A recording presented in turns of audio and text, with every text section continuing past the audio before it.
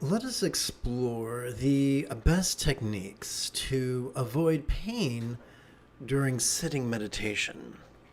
This evening's lesson is drawn from a good-hearted question found of all places on Reddit. The question is titled Posture and Body Aches, and the individual elaborates. I love meditation. Earlier in the year, I meditated daily, morning and night. I don't remember how it affected my body. I only meditated 15 to 20 minutes. I broke the habit and only meditated 2 to 4 times a week since then.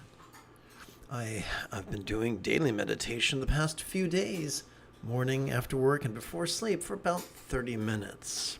But sometimes I get aches in my lower back and my knees, and it disrupts the practice. I start moving around trying to figure out how to sit in a position that allows me to just be. I've tried to ignore it or focus on it and observe it, and it's still there. Does this go away with time? What advice would you give for posture? I'm sure I'm not the only one struggling with this. For context, I use a cushion and fold it in half, which makes me more elevated. Are there any stretches that's helped anyone to strengthen the back or feel less achy?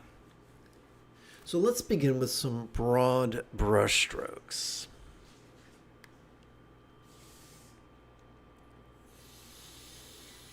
First things first, there's a myth that pain is good in meditation. It means that you're purifying your karma. Malarkey. That's a great way to permanently injure yourself with bone spurs or torn lining or various and sundry forms of arthritis. Don't do that. We evolved the capacity to perceive pain not as a hindrance, but as a tool for survival, no less longevity. We ignore our body's cries of pain at our peril. Remember, the first of the Buddha's 7 enlightenment factors was mindfulness. So the opposite of mindfulness is ignoring. We ignore our pain at our own peril. Mindfulness is not concentration. And so to explore that further, I'm going to tap a button 5 and assail you with some diagrams.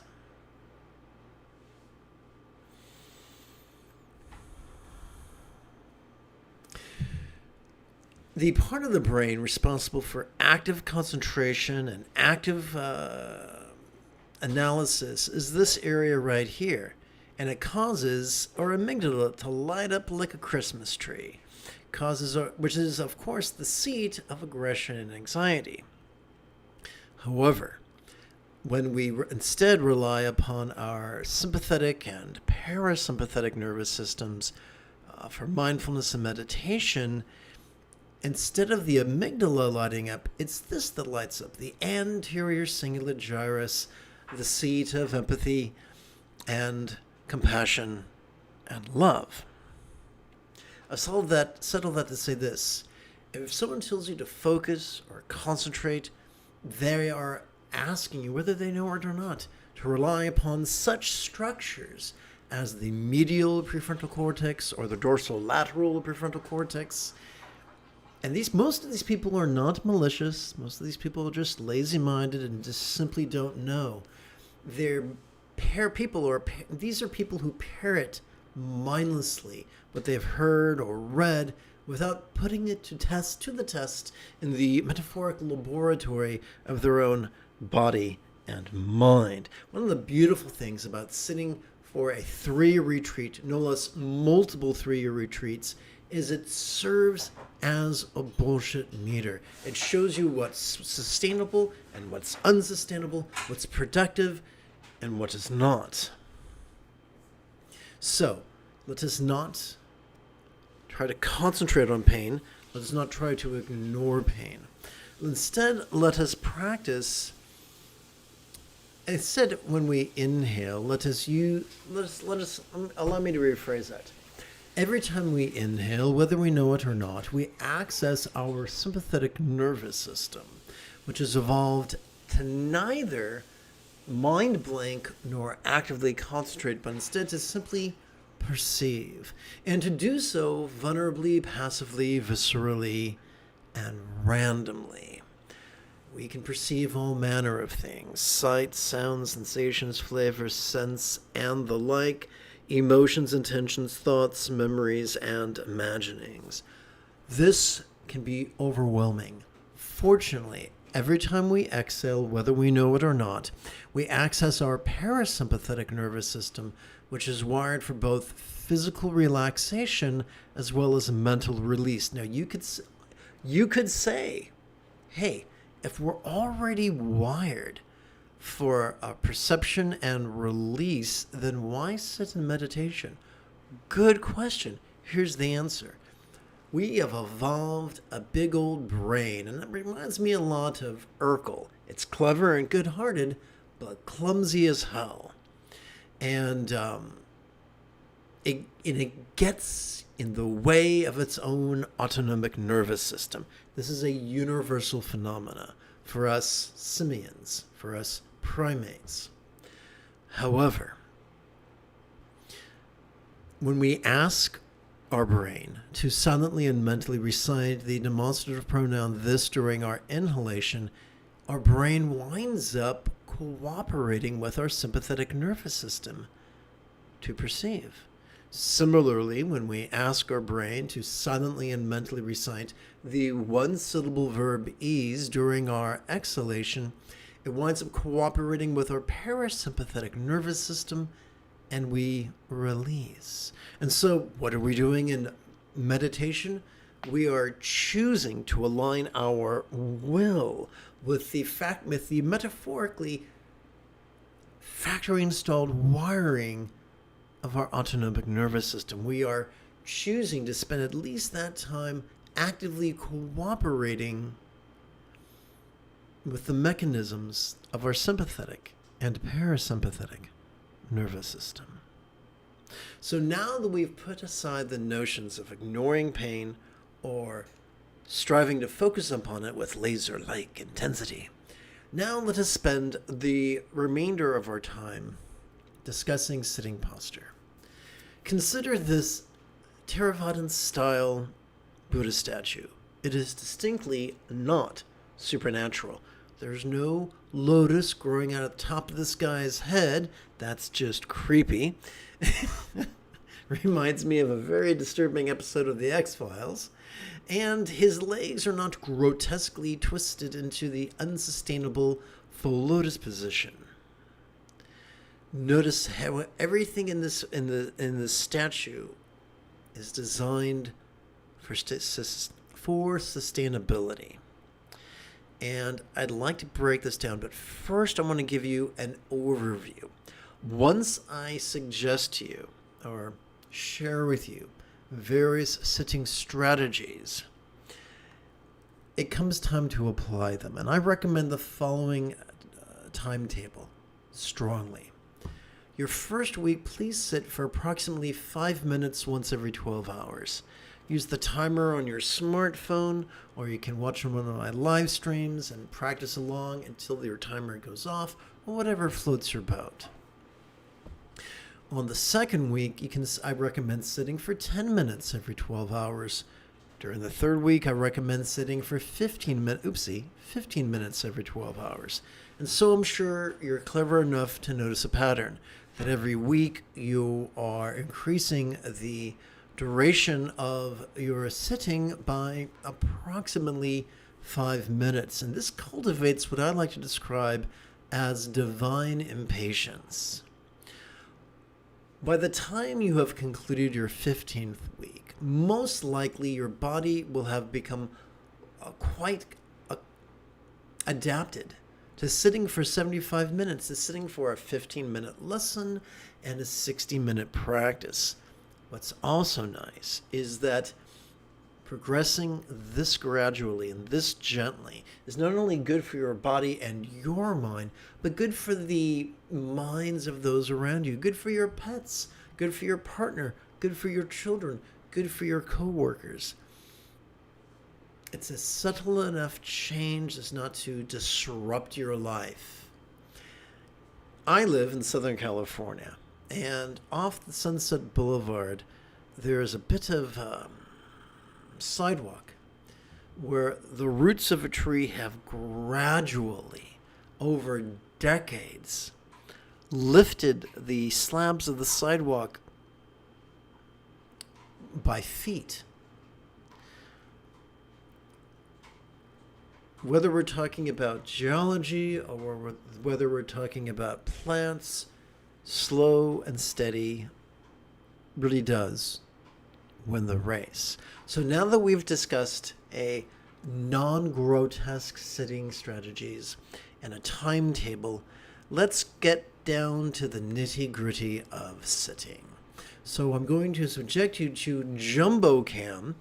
That's right, folks. Images of my punum will haunt your nightmares. Wahaha. So, let's dig in.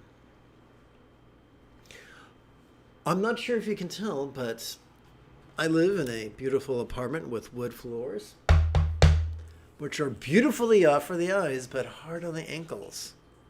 So a constant in Buddhism is the use of a folded yoga blanket. You can find one for a nominal fee online.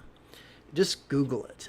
Now, of course, as a hippie, I love hemp. And if you find a hemp yoga blanket, let me know, because it's much more sustainable than cotton. But one of the reasons I love using a cotton blanket is you will get sweaty, and it's nice to be able to throw these bad boys in the washer once or twice a week. So, quick like a bunny, I'm going to adjust the camera and show you what's going on. The sound's going to get funky, but that's the price we have to pay.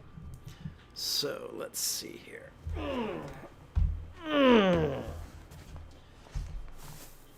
So I've got a yoga blanket. Here it is. It's folded. So that's approximately 24 inches by 18 inches.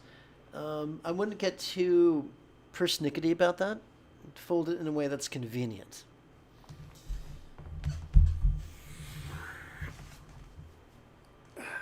This bit right here is the crown of the ankle.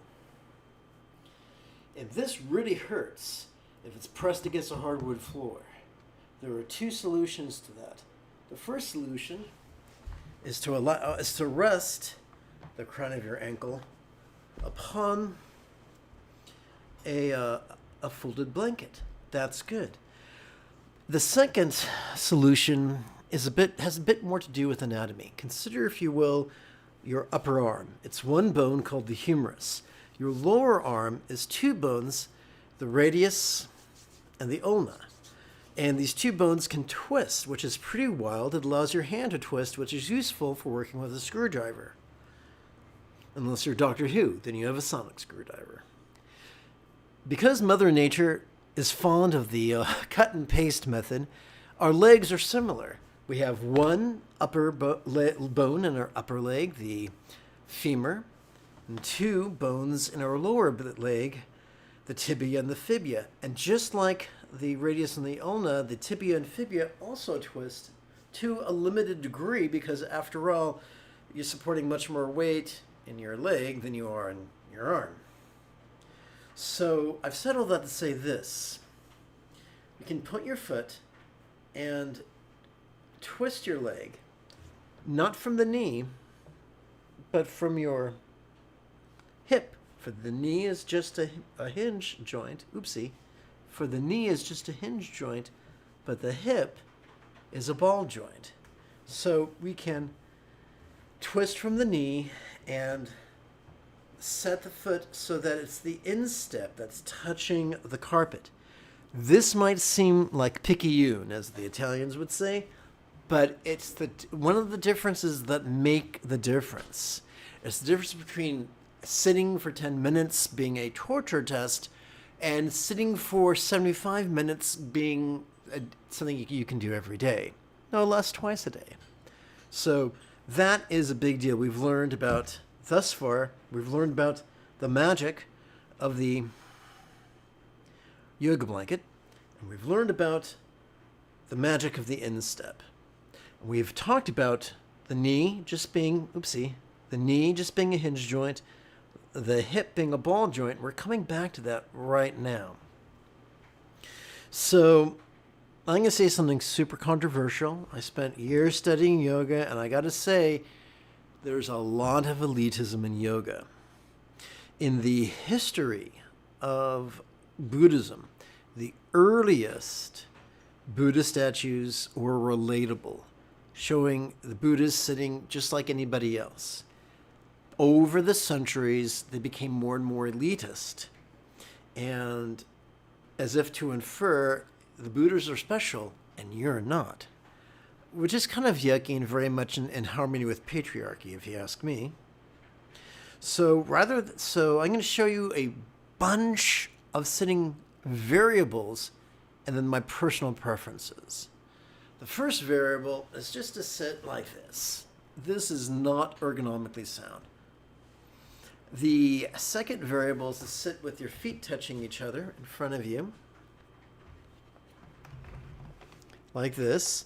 Some people call that the Ganesh pose. I'm not really fond of that. There's the Tara pose, or the advancing pose, when one leg is on the inside and the other's on the outside. Some people call this the Burmese pose. Personally, I find it puts asymmetric pressure on my lower back, and this is really not unsightly. I apologize for that. I apologize for not having the body of a GQ underwear model, folks. I used to. That was a long time ago. Okay, so I don't like this. I find it puts an asymmetric load on my lower back. I have an unusual lower back due to medical disorders, but I just want to be honest with you. So let's talk about symmetrical sitting postures. The first one is called the easy pose, and we place this heel under the opposite femur and this heel under the opposite femur. So this is symmetrical, but it kind of feels precarious, and it's tough to maintain a good posture. This brings us to the lotus series. Let's begin with my favorite, the quarter lotus, and work our way incrementally towards the danger zone. Cue the Kenny Loggins song. Okay, so the first thing I like to do for the quarter lotus is turn out from the hip. Where's my foot? Oh, my hand. Turn out from the hip, not the knee. If you've ever taken ballet, or you have a sister or a niece or a girlfriend or who's ever taken ballet, they'll tell you, turn out from the hip, not the knee. The knee is not forgiving. 1,001 orthopedic surgeons can testify to that. So, turning out from the knee, resting the instep, you have your basis now. With the other leg, you do the same thing, turn out from the hip, rest the instep upon the other calf. And you have something like you've seen in Theravadan statuary. Pay no attention to my Ganesh gut. I beg of thee. So what I like to do is alternate between left on the bottom and right on the bottom. I was lamenting to a senior spiritual teacher one time, who I was pals with and who really enjoyed off-color humor. And that I was lamenting to him that I have to keep switching positions. And he's all, anything you do for a long enough period of time is going to hurt after a while. Wink, wink, nudge, nudge. So that's par for the course. If you speak to a biologist, they'll tell you, yes, we evolved to move and not to be stationary. And every time a human is involuntarily stationary, it's deleterious or deleterious to their health. Right now, to my very great shame, my metaphoric cousins in Israel are holding thousands and thousands of Palestinians without charges, often, what's that thing? Those straps, those plastic straps they use? Lock strips or something like that? Anyways, lock ties? Tying them to gurneys in diapers, underfeeding them for months. When they're released, they look like Holocaust survivors. It's a source of great sorrow for me. But that's a wonderful example that motionlessness is not good for us. It's utterly non-sustainable. So prepare yourself psychologically for the fact that you are going to have to shift positions. Listen to your body. We ignore our body at our peril. So I promised you I would share other things. So let's talk about, or allow me to demonstrate the half lotus, which is really simple. You take that bottom leg and you rest this instep upon its opposite thigh. So obviously the knees are closer together. You never force it. Allow gravity and time to do their work. Now, of course, if you work out, you've got big old thunder thighs full of muscle, these half lotus or full lotus positions are going to be less sustainable. And then a full lotus is simply replicated on the other side. And this might look really, really cool, but if you're going to be meditating for multiple hours a day, it's just not sustainable. Now let's talk about props. Oh, by the way, let's talk about cranky bastards. There are elitist cranky bastards, some malicious, mostly just lazy-minded, who will tell you that you are a bad meditator if you change your position. You're supposed to sit in one position, motionless, for 20 or 40 or 60 minutes. That's a wonderful way to ruin your joints. Don't do that. No one I've met many meditators over the decades, and of all the meditators I've met, those who are rigid in their sitting strategies, none of them are peaceful. None of them are joyful. None of them are happy-go-lucky. None of them are loving. I don't want to be that way. I want to be happy-go-lucky. I want to be joyful. I want to be peaceful. I want to be loving. How about you? Now, there's a delicious variable I can share with you, and that is the zafu. Now, I'm a very slow manifester, but I'm very grateful because over the decades I've been able to manifest hardwood floors and yoga blankets and zafus. I didn't always have zafus, so I began originally experimenting with couch cushions. And I'd fold them and do all sorts of cushion origami. And that created more problems than it solved. It forced my body to have to be too high or too low or continually balancing, which was basically asking for a muscle strain to happen. So I'm going to get up and show you my zafu. It's nothing special. It's a typical zafu, a circular buckwheat-filled meditation cushion. Once again, you can find online for less than $100, usually less than 75. Now, a zafu is an investment. You always have to add buckwheat hulls to it because it settles and it leaks. Welcome to Earth. Everything's impermanent. So this is my zafu. Notice it's not centered. It's up towards the edge. I sit with my tuchus right here.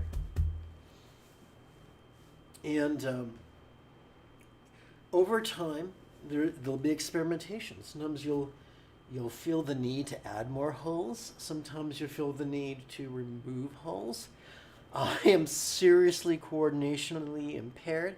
I'm very grateful that my partner helps me with my hole management.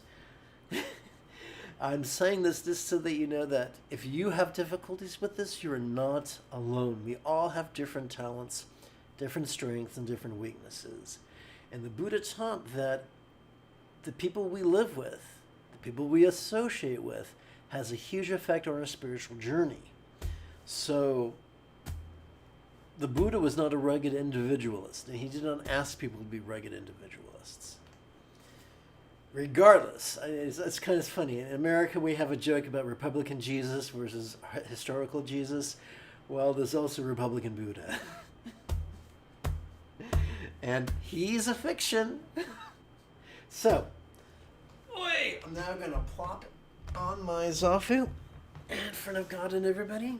And I'm just going to plop one leg down and the other. And if you notice carefully in my live streams, every few minutes, every 20 minutes or so, I change positions. I just listen to the pain. Oh gosh, did I just touch the camera lens like a big old boob? I think I did. Anyway,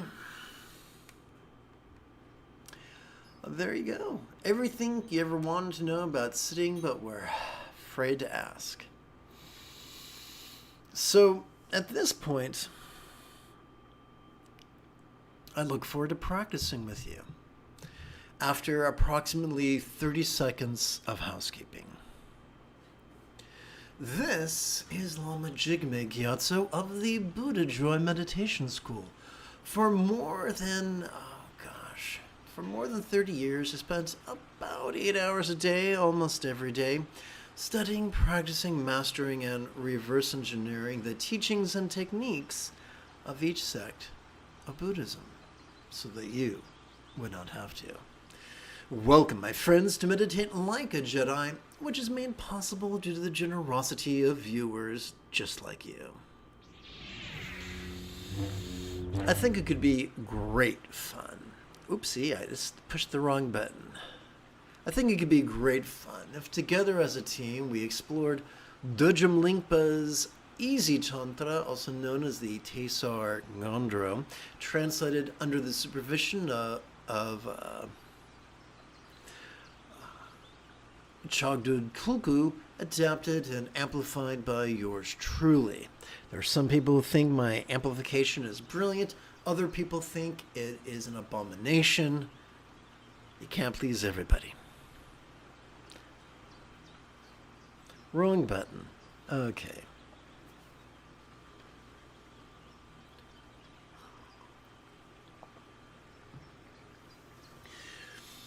If at any point you have a specific question about Buddhist chanting, Buddhist meditation, Buddhist philosophy, or how to apply them, simply type your question in great detail in the chat window. So we're going to flip and flop between chanting and silent meditation. That is not the only way to meditate, but as someone with ADHD, for someone who has difficulty modulating his dopamine, that's the most sustainable way for me to meditate. Because if I just sat silently for 60 minutes, if I did that every 12 hours, I would be intoxicated on my own neurotransmitters. I would just be stoned immaculate, metaphorically speaking. So because I have ADHD, because I have problems regulating my dopamine, this is a method I use. Ironically, it's very, very popular in Tibet. So please chant with me. Homage, O Lama, please come to this crown. O infallible, constant protector who knows all Dharma things. Homage, O Lama, please come to this crown. O infallible, constant protector who knows all Dharma things. Homage, O Lama, please come to this crown. O infallible, constant protector who knows all Dharma things. As we inhale, we can silently and mentally recite the demonstrative pronoun this. as we kick back and watch the antics of mind as it perceives, emotes, intends, reasons, recalls, and imagines. As we exhale, we can silently and mentally recite the one-syllable verb ease as we relax into mind's non-graspable nature.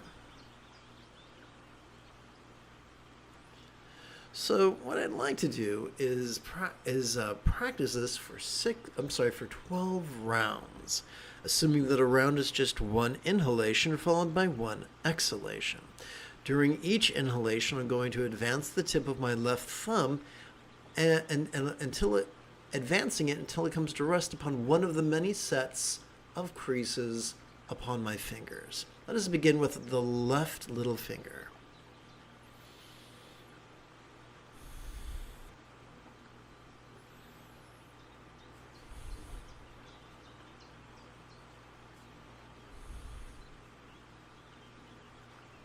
Let us continue with the left ring finger.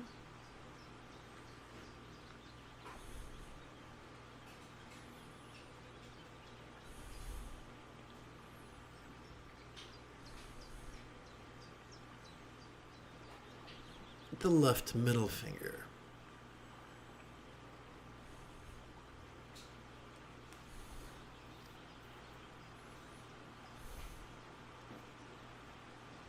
And the left index finger.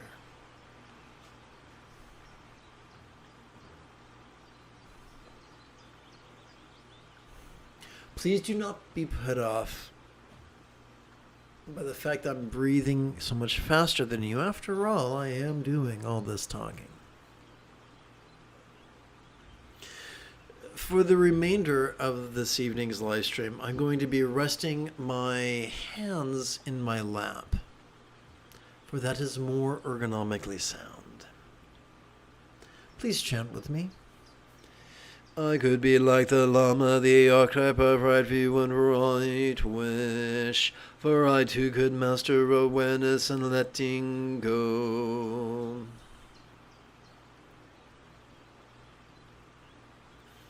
Oh, well, let's just remove this bad boy real quick. And let's rest in more awareness and letting go, which is known by many names, including Sati Pasadi.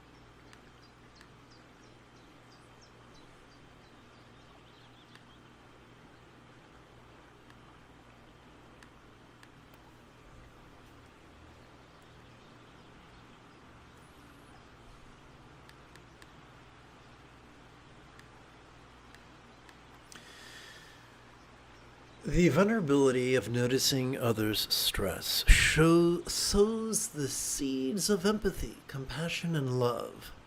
Let's chant. The three realms we experience of samsara cycle are like a notion of suffering. The three realms we experience as some sort of cycle, like an ocean of suffering.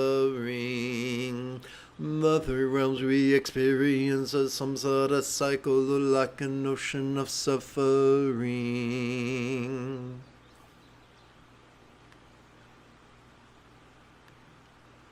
Let us return to awareness and release, also known as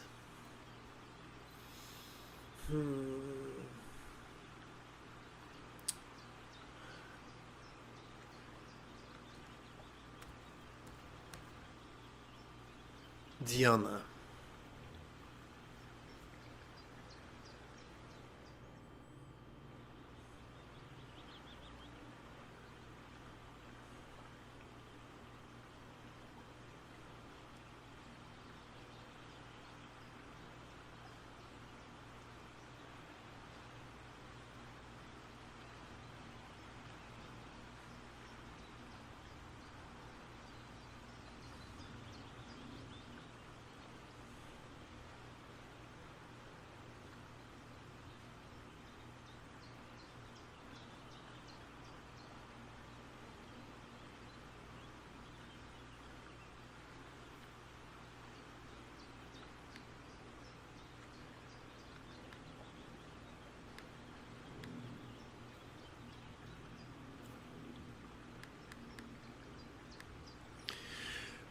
Centered spontaneity is key to making the most of our precious meditation opportunities together. It is extremely difficult to find such freedom and opportunities as we have. It is extremely difficult to find such freedom and opportunities as we have. It is extremely difficult to find such freedom and opportunities as we have.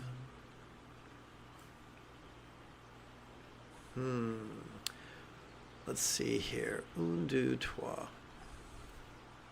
1, 2, 3. Whoopsie, look at that. Okay.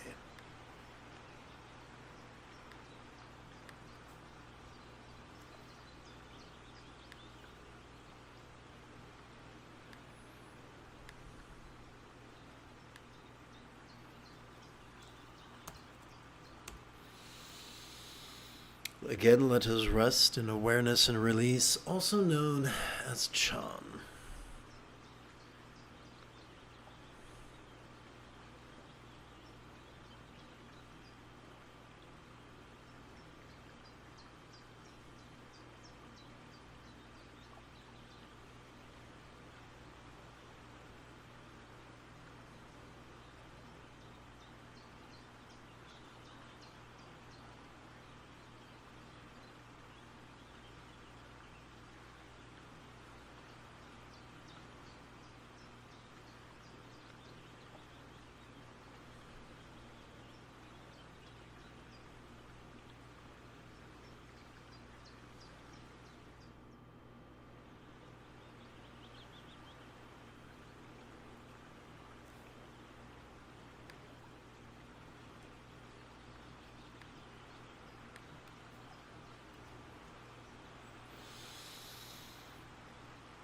Oh, what's the word I'm looking for right now?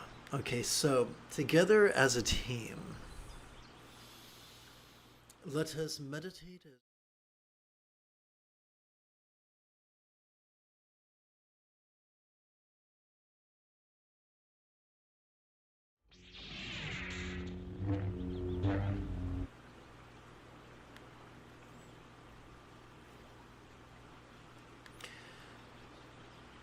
Ever changing one and all, there is nothing permanent to grasp. Being impermanent, everyone who was born will die. Being impermanent, everyone who was born will die. Being impermanent, everyone who was born will die.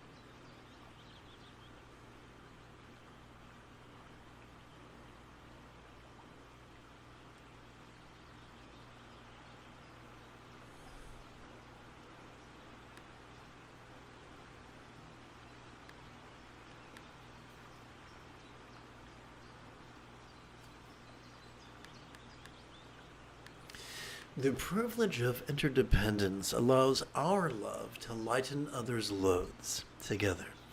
The results of our beneficial and harmful actions are inevitable. The results of our beneficial and harmful actions are inevitable.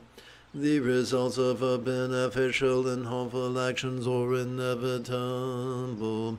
So whenever you see a standard font word in italics, that's me paraphrasing. Some people think it's fabulous, some people think it's evil. I'll let you decide.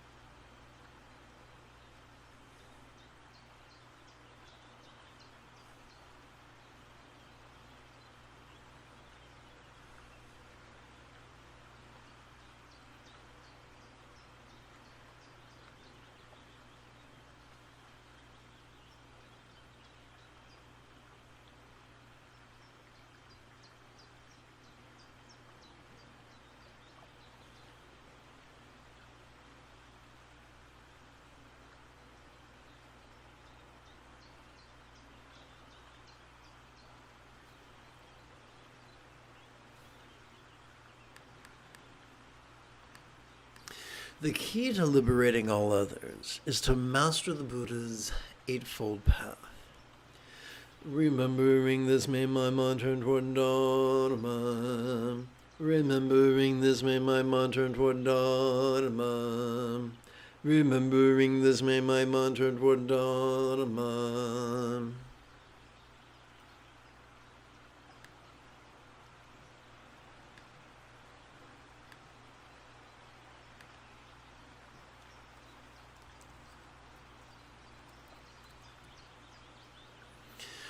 I used to have a student who was a yoga teacher named Sandy, so I used to call her Mahasandi to her great annoyance.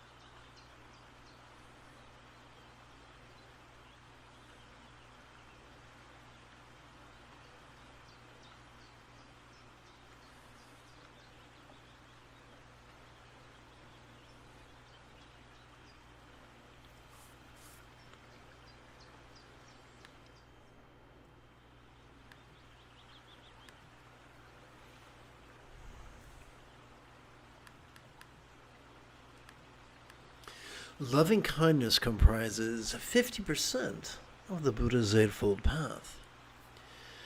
From now until samsara is emptied, may I bring about benefit and happiness for all beings as if they have each been my kind mothers. From now until samsara is emptied, may I bring about benefit and happiness for all beings as if they have each been my kind mothers. From now until samsara is emptied, may I bring about benefit and happiness for all beings as if they have each been my kind mothers.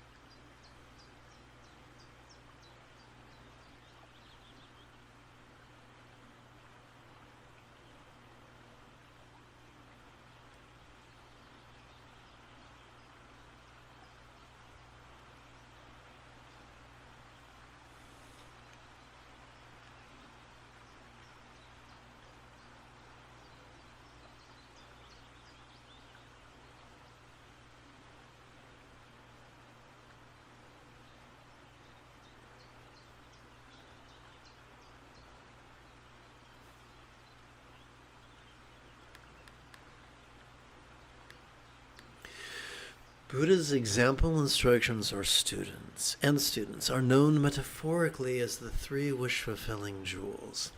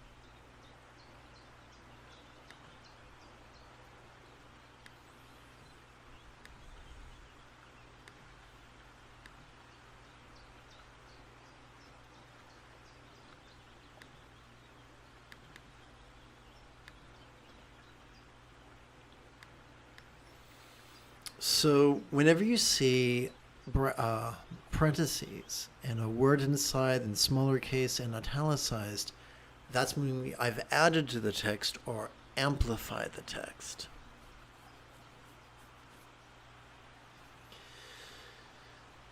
Thus from now until I reach a very heart of enlightenment, I take refuge in the Lama who embodies the three jewels.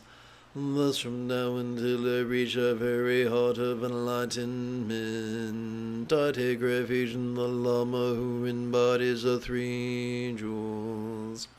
Thus from now until I reach a very heart of enlightenment, I take refuge in the Lama who embodies the three jewels.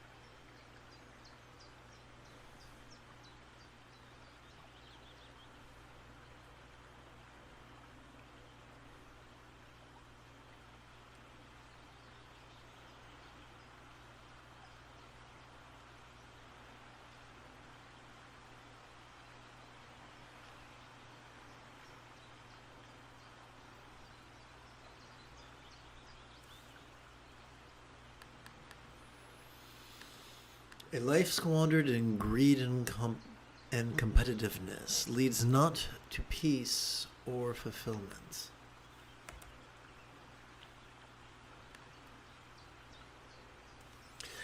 To perfect the two accumulations, I offer the body's wealth and splendor of all my lives to the three jewels. To perfect the two accumulations, I offer the body's wealth and splendor of all my lives to the three jewels. To perfect the two accumulations, I offer the body's wealth and splendor of all my lives to the three jewels.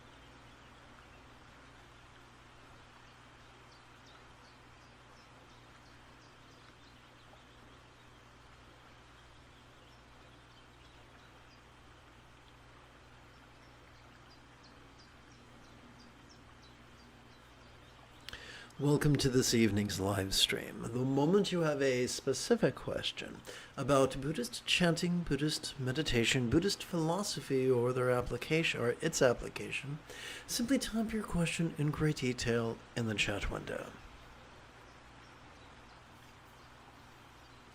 We come now to Tokal,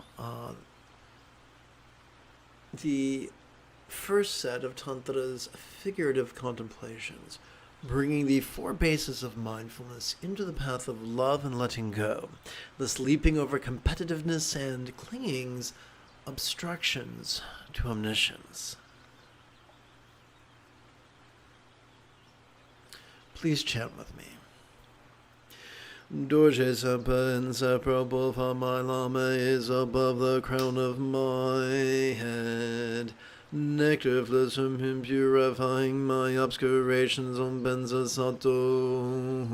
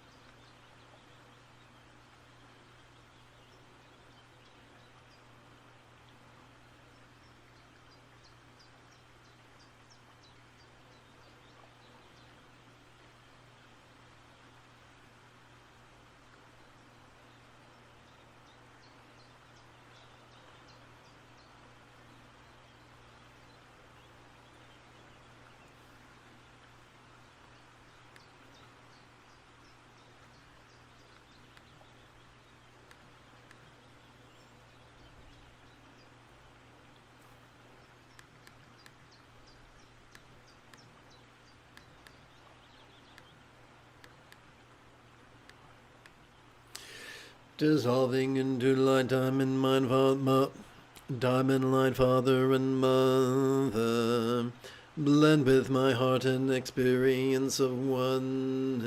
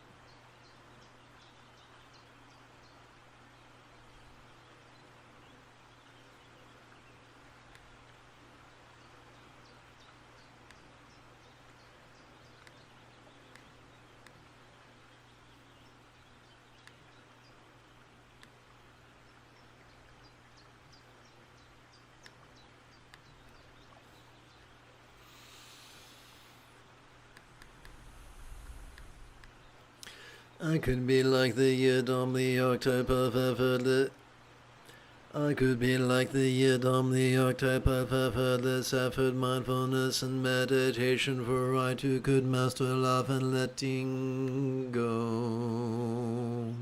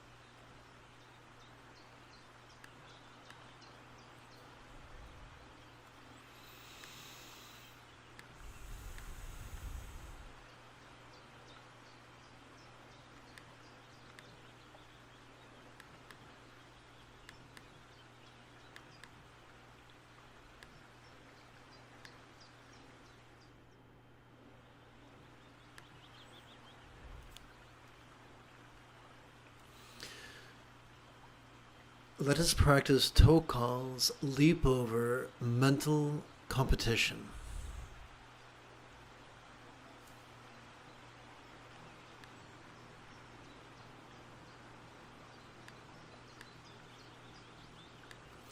May all minds of all beings know be as wise and peaceful as the mind of a real or imagined Buddha, symbolized by a bija unzerable seed mantra hungoti clay drop. So we're going to take all these words and squeeze them down into just 6 syllables. During our inhalation, we can silently, mentally, and passively recite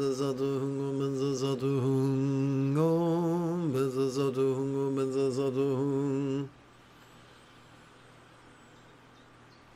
Om Benzazaduhung, Om Benzazaduhung, Om Benzazaduhung, Om Benzazaduhung, Om Benzazaduhung, Om Benzazaduhung, Om Benzazaduhung, Om Benzazaduhung. Om Benzazaduhung, Om Benzazaduhung, Om Benzazaduhung, Om Benzazaduhung, Om Benzazaduhung, Om Benzazaduhung, Om Benzazaduhung, Om Benzazaduhung. Welcome to this evening's live stream. The moment you have a specific question about Buddhist chanting, Buddhist meditation, Buddhist philosophy, or their application, simply type your question in great detail in the chat window. Please do not wait until the end, for by then my brains will have transformed into tapioca.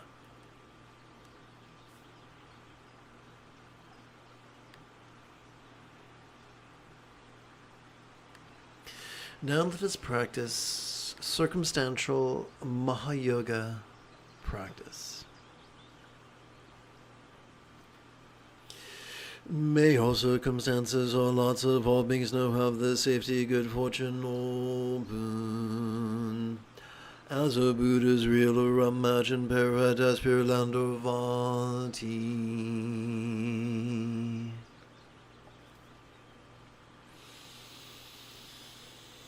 Om Benzazaduhung, Om Benzazaduhung, Om Benzazaduhung, Om Benzazaduhung, Om Benzazaduhung, Om Benzazaduhung, Om Benzazaduhung, Om Benzazaduhung.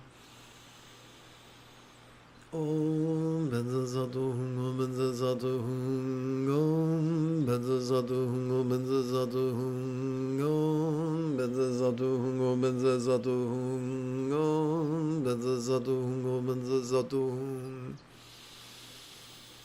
Om Benzazaduhung, Om Benzazaduhung, Om Benzazaduhung, Om Benzazaduhung, Om Benzazaduhung, Om Benzazaduhung, Om Benzazaduhung, Om Benzazaduhung. Om Benzazaduhung, Om Benzazaduhung, Om Benzazaduhung, Om Benzazaduhung, Om Benzazaduhung, Om Benzazaduhung, Om Benzazaduhung, Om Benzazaduhung.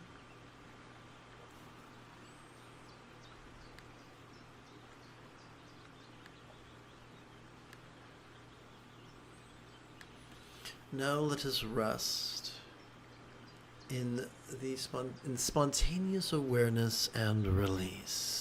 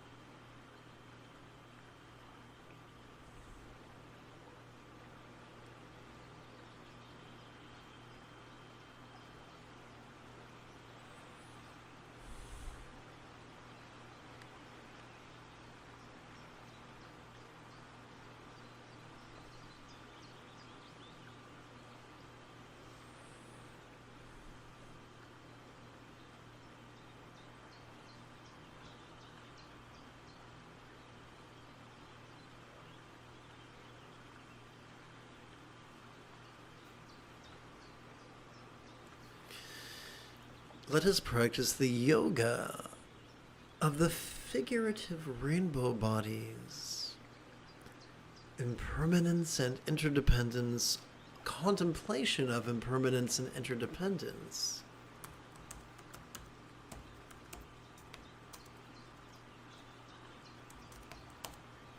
Also known as Madhyamaka's yoga of inconceivability.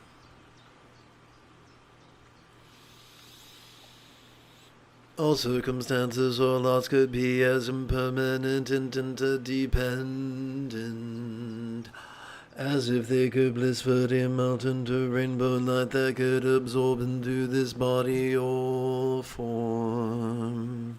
So we're going to take all these words and compress them down to just 6 syllables that we are going to divide between our inhalation and our exhalation.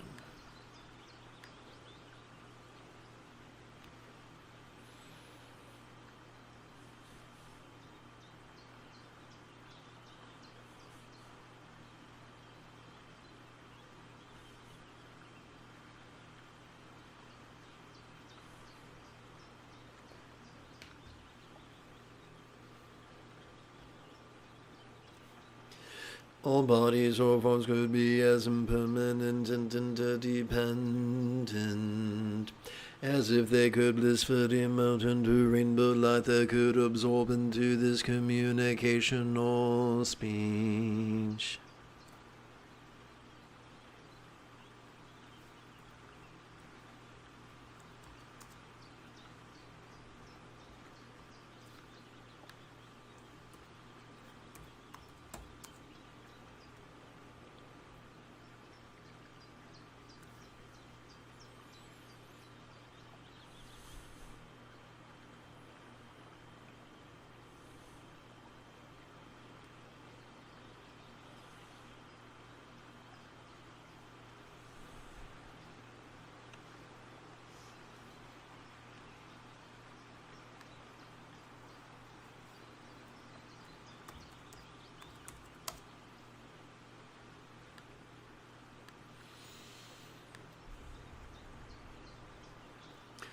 All resounding interpersonal speech could it be as impermanent and interdependent as if it could blissfully melt into rainbow light that could absorb into this mind.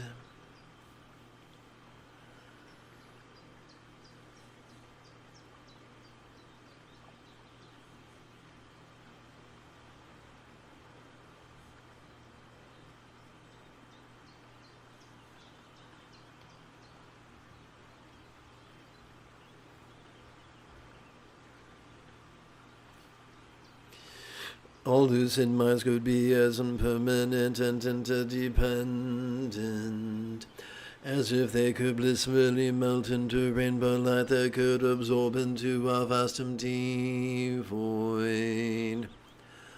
Like the illusion of the infinite azure sky on a bright and beautiful cloudless morn, which, although tantalizing to the eye, could be not graspable to the hand.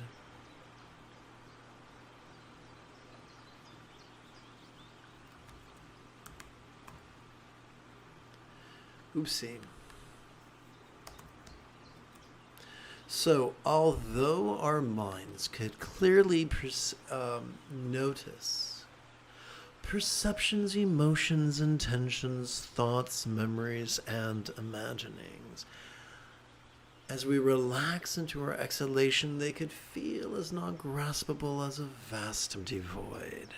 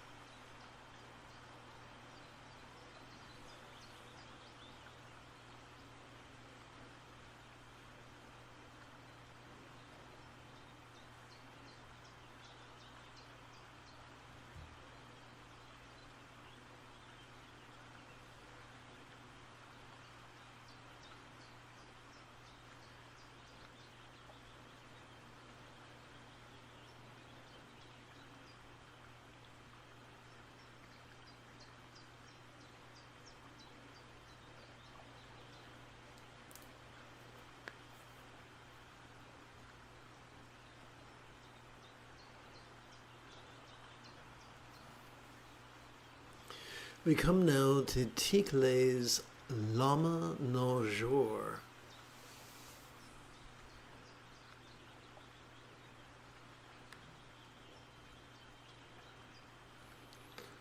Also known as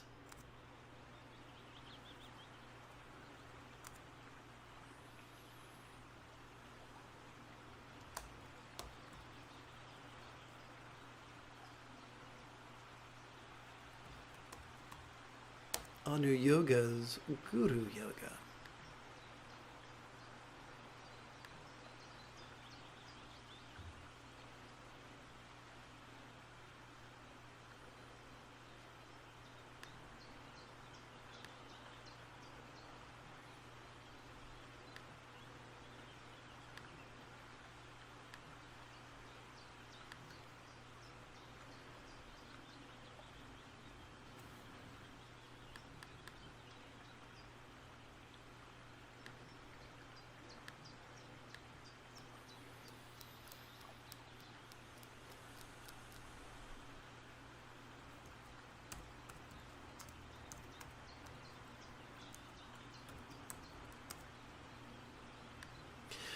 I could be like the Condro, the archetype of actions kind. Communication, conduct, and commerce, for I too could master bliss and letting go.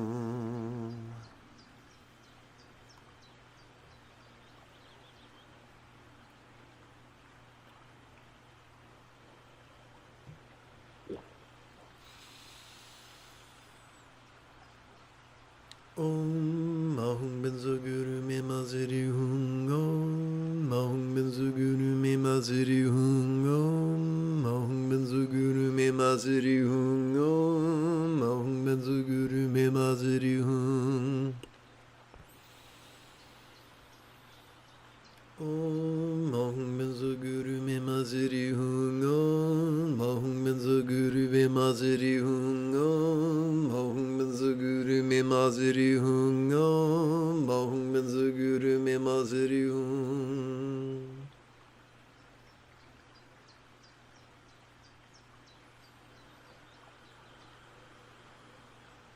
Om Mahum Benzo Guru Me Maziri Hung Om Mahum Benzo Guru Me Maziri Hung Om Mahum Benzo Guru Me Maziri Hung Om Mahum Benzo Guru Me Maziri Hung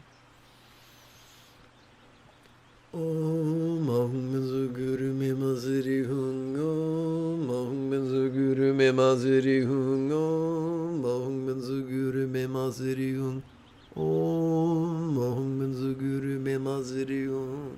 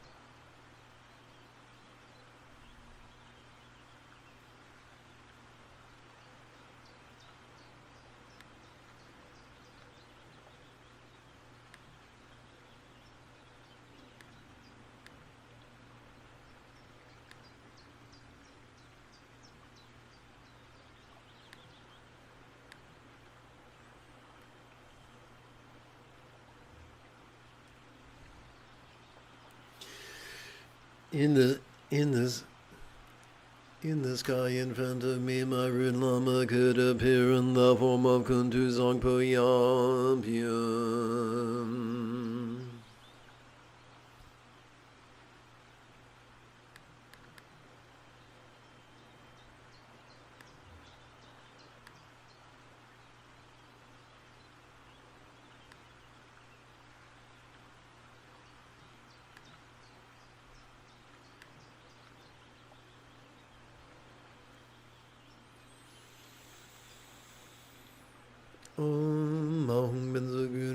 Maziri Hung Om, Mahung Benzo Guru Me Maziri Hung Om, Mahung Benzo Guru Me Maziri Hung Om, Mahung Benzo Guru Me Maziri Hung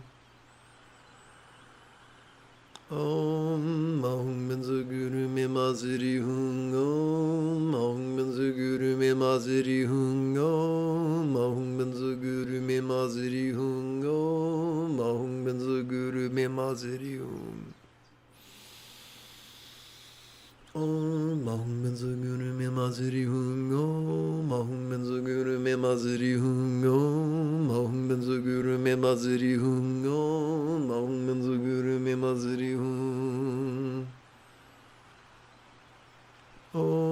Mahung Benzo Guru Me Maziri Hung Om, Mahung Benzo Guru Me Maziri Hung Om, Mahung Benzo Guru Me Maziri Hung Om, Mahung Benzo Guru Me Maziri Hung Om, Mahung Benzo Guru Me Maziri Hung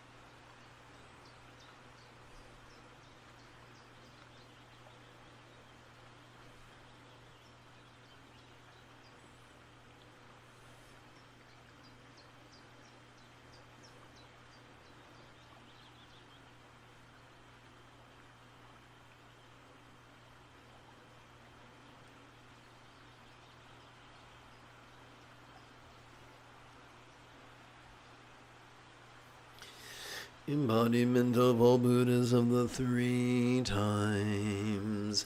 Most excellent Guru Lama, I pray to you. Hold me with your compassion in this life, in the border and in future lives. Bless me always throughout the three times of Mahum Benzo Guru Bhima Siddhi Hum. May I receive all the blessings and empowerments of enlightened form, speech, and mind. So please place your hands in the puckered palm position before your forehead. Benzo Guru Gaya Wakasita Siddhi Hum.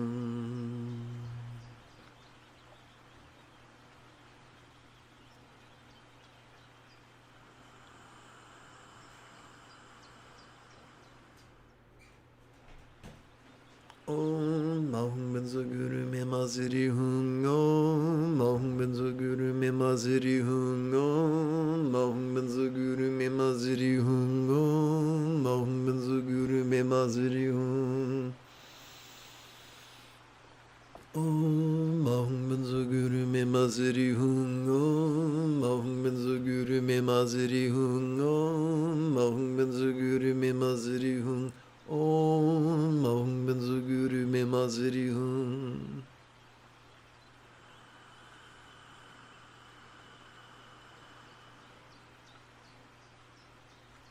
Om, Mahum Benzo Guru Me Maziri Hum. Om, Mahum Benzo Guru Me Maziri Hum. Om, Mahum Benzo Guru Me Maziri Hum. Om, Mahum Benzo Guru Me Maziri Hum. Om Mahum Benzo Guru Me Maziri Hum. Om Mahum Benzo Guru Me Maziri Hum. Om Mahum Benzo Guru Me Maziri Hum. Om Mahum Benzo Guru Me Maziri Hum.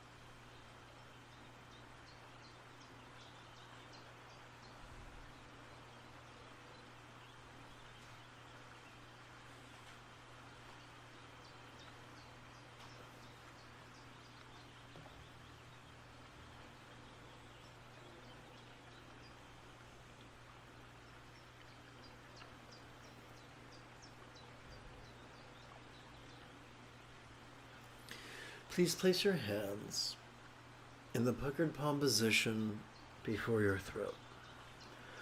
Om Benza Guru Kayo Wakati Tasiri Hum.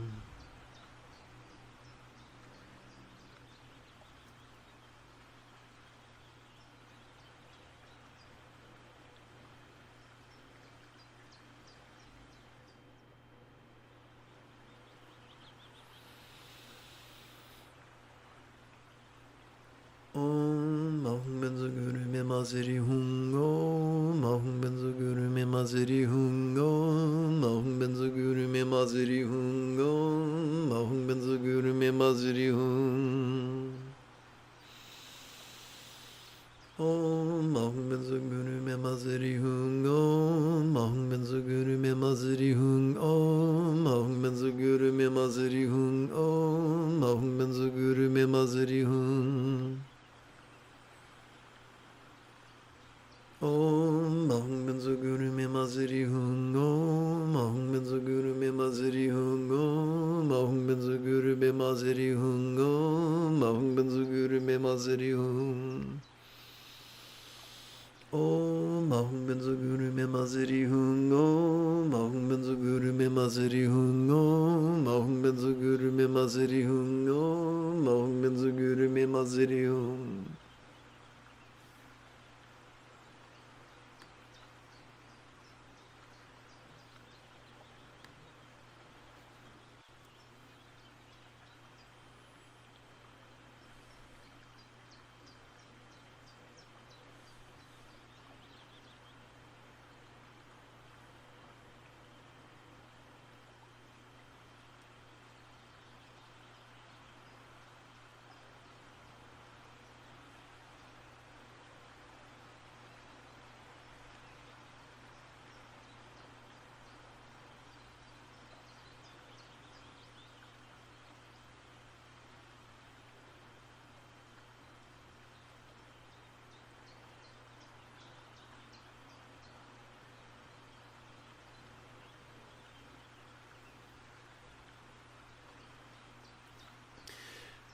Please place your hands in the puckered palm position before your sternum.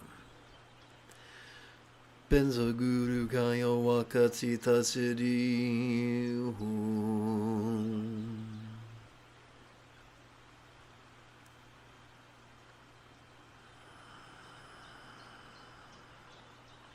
Om Mahum Benza Guru Memaziri Hum. Om Mahum Benza Guru Memaziri Hum. Om Mahum Benza Guru Memaziri Hum. Om Mahum Benza Guru Memaziri Hum. Om Mahum Benza Guru Memaziri Hum. Om Mahum Benza Guru Memaziri Hum. Om Mahum Benza Guru Memaziri Hum. Om Mahum Benza Guru Memaziri Hum. Om Mahum Benza Guru Memaziri Hum. Om Mahum Benza Guru Memaziri Hum. Om Mahum Benza Guru Memaziri Hum. Om Mahum Benza Guru Memaziri Hum. Om Mahum Benza Guru Memaziri Hum. Om Mahum Benza Guru Memaziri Hum. Om Mahum Benza Guru Memaziri Hum. Om Mahum Benza Guru Memaziri Hum.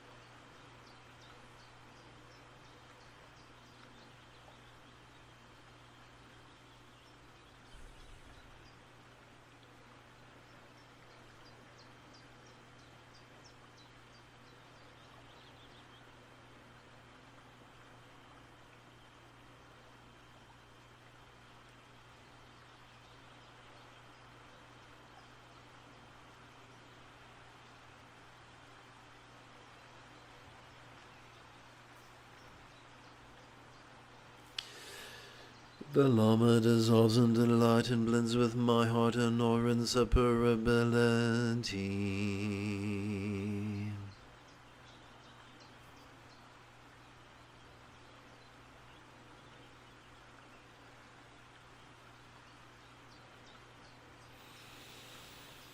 Om Ahum Benzo Guru Me Maziri Hung Om Ahum Benzo Guru Me Maziri Hung Om Ahum Benzo Guru Me Maziri Hung Om Ahum Benzo Guru Me Maziri Hung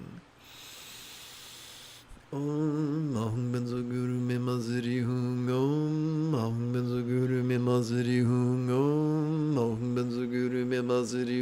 Om Ahum Benzo Guru Me Maziri Hung Om Ahum Benzo Guru Me Maziri Hung Om Ahum Benzo Guru Me Maziri Hung Om Ahum Benzo Guru Me Maziri Hung Om Ahum Benzo Guru Me Maziri Hung Om Ahum Benzo Guru Me Maziri Hung Om Ahum Benzo Guru Me Maziri Hung Om Ahum Benzo Guru Me Maziri Hung Om Ahum Benzo Guru Me Maziri Hung Om Ahum Benzo Guru Me Maziri Hung.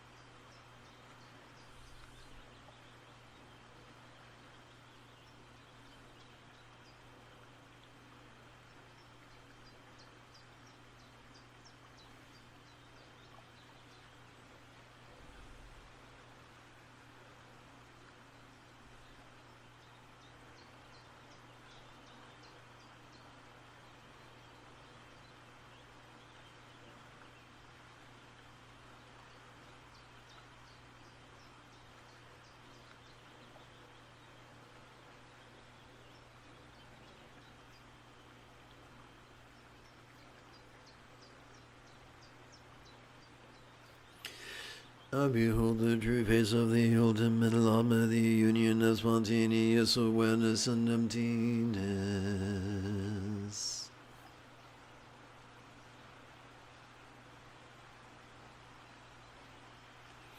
I could be like the Lama, the archetype of everyone right wish, for I too could master awareness and letting go.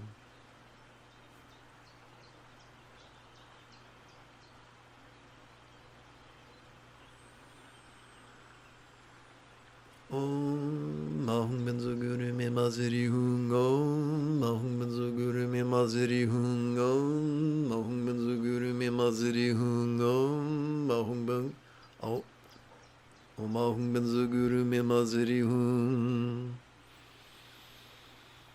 Om Ahum Benzo Guru Me Maziri Hung Om Ahum Benzo Guru Me Maziri Hung Om Ahum Benzo Guru Me Maziri Hung Om Ahum Benzo Guru Me Maziri Hung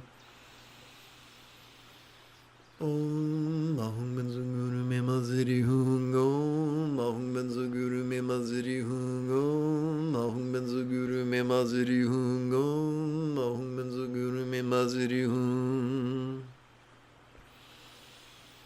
Om Ahum Benzo Guru Me Maziri Hung Om Ahum Benzo Guru Me Maziri Hung Om Ahum Benzo Guru Me Maziri Hung Om Ahum Benzo Guru Me Maziri Hung.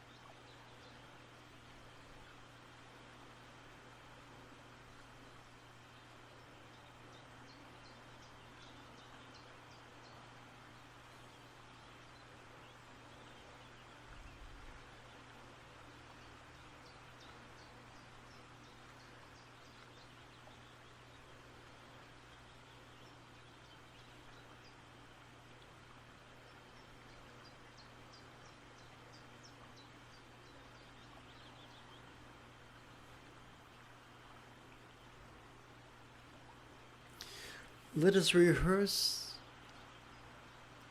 Poa's transference of consciousness at the time of death, finding peace by relaxing into the inevitable. I pray to thee, protector Amitabha, bless me that I may master the profound path of Poa. I pray to thee, protector Amitabha, bless me that I may master the profound path of Poa. I pray to thee, protector Amitabha, bless me that I may master the profound path of Poa.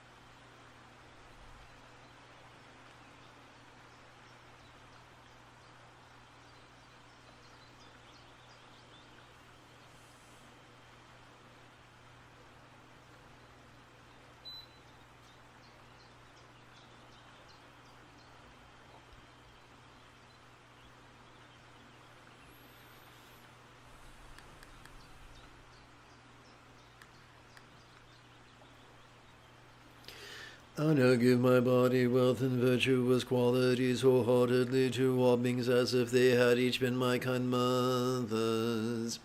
I now give my body wealth and virtuous qualities wholeheartedly to all beings as if they had each been my kind mothers. I now give my body wealth and virtuous qualities wholeheartedly to all beings as if they had each been my kind mothers.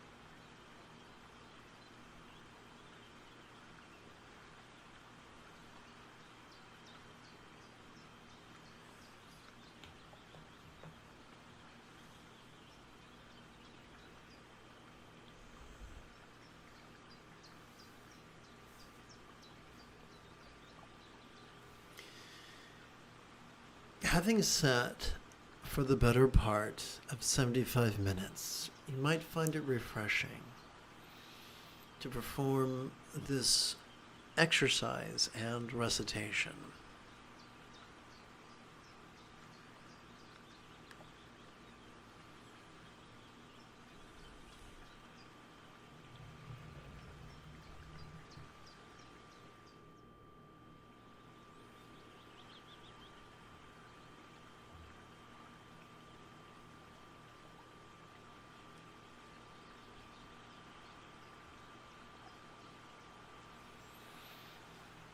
Okay, here we go. Oof.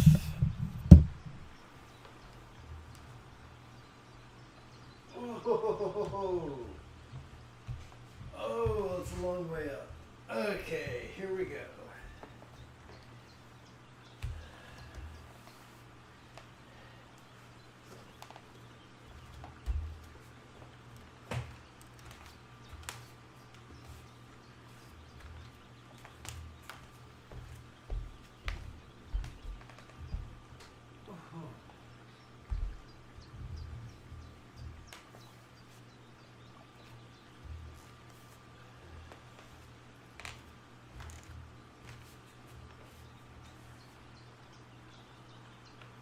From now until samsara is emptied, might bring about benefit and happiness for all beings as if they had each been my kind of mother.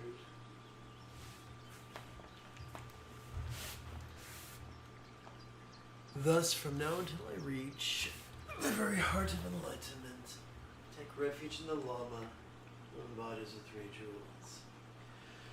From now until samsara is emptied, may I bring about benefit and happiness for all beings, as if they have each been my kind of mother.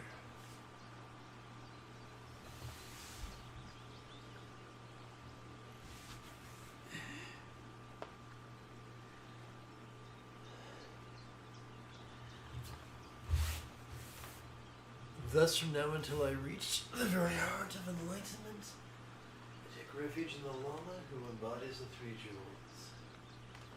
Now, I think grammatically it would be better if I replaced each with all.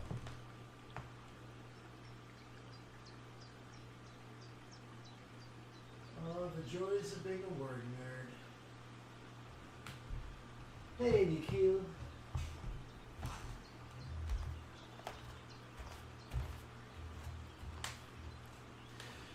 From now until samsara is emptied, may bring about benefit and happiness for all beings, as if they have each been my kind mothers. Thus, from now until I reach the very heart of enlightenment, take refuge in the Lama, who embodies the three jewels. From now until samsara is emptied, may I bring about benefit and happiness for all beings, as if they have all been my kind mothers. Thus, from now until I reach the very heart of enlightenment, I take refuge in the Lama, who embodies the three jewels. All right, Cowabunga.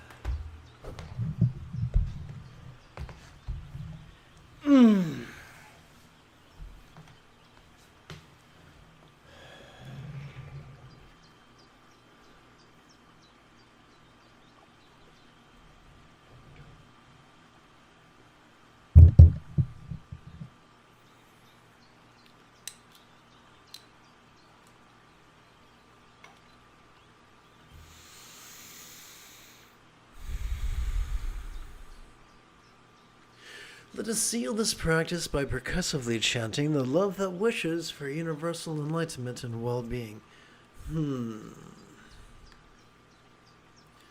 Let us see what would happen if I hit this.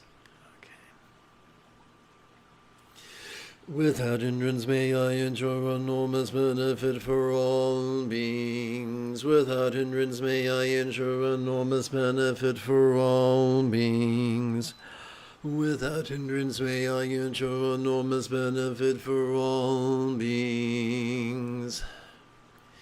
May every meditation teacher truly understand the Buddha's teachings, and practice master as well as teach him generously, lovingly, and wisely in the manner of centered spontaneity. May all meditation teachers spontaneously receive generous patrons, enthusiastic students, as well as devoted apprentices. And may many Dharma centers likewise be successfully planted, nurtured, and supported.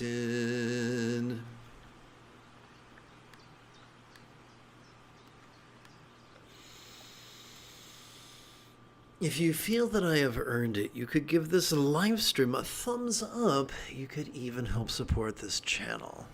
In approximately 10.25 hours, I would very much like to return to lead tomorrow's early meditation class and group practice. And if you are as geeky as me, may the Force be with you always.